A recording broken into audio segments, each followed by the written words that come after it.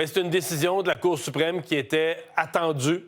Écoutez, c'est un vieux dossier, là. C'est un dossier qui date d'une décision du gouvernement de Philippe Couillard. Ce qu'on dit, c'est la CAQ là, qui défend ça, mais initialement, c'est une décision libérale du gouvernement de Philippe Couillard qui avait dit, compte tenu des manques de place en garderie, les enfants des demandeurs d'asile ne devraient pas avoir accès au CPE, aux garderies subventionnées, qui sont maintenant à 9,65 $ avec l'inflation.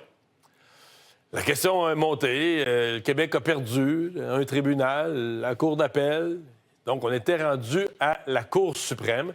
Et donc, les deux scénarios qui étaient devant nous ce matin, au moment d'attendre cette décision, vers les 9h45, soit la Cour suprême confirmait les jugements antérieurs, donc le Québec perdait, donc on redonnait aux demandeurs d'asile cet accès.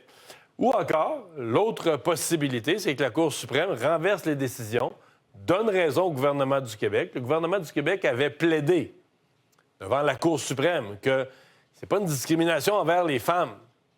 La discrimination, elle est basée sur un statut d'immigration. Et donc, sur le fait que, comme demandeur d'asile, tu n'aurais pas ces droits d'avoir accès à des programmes gouvernementaux subventionnés par les contribuables. Ben voilà, la décision a été rendue, la Cour suprême a tranché, la décision est sortie il y a une quinzaine de minutes. L'exclusion est discriminatoire, donc, pour les femmes. C'est une femme d'origine congolaise qui était rentrée par le chemin Roxham, qui avait contesté en 2019 la décision de la tête du gouvernement Couillard de 2018.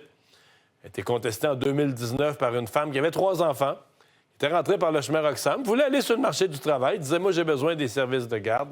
Donc, l'exclusion est discriminatoire. On n'a aucune réaction à cette heure-ci du gouvernement du Québec. À mon avis, il va y en avoir. Est-ce que le ministre de l'Immigration, Jean-François Roberge, est-ce que François Legault lui-même va pouvoir s'exprimer? Il y a les candidats à la chefferie à la CAQ aussi, le candidat à la chefferie du parti qui, hier, à la radio, à Cube Radio, ici, Bernard Drinville, il me disait, moi, même si la Cour suprême ne nous donne pas raison, je suis prêt à déposer une loi, utiliser la clause non-obstant, la clause dérogatoire pour contester, pour aller à l'encontre de la Cour suprême. Est-ce qu'il pourrait aller jusque-là? Alors, c'est une journée où on est curieux de voir les diverses réactions.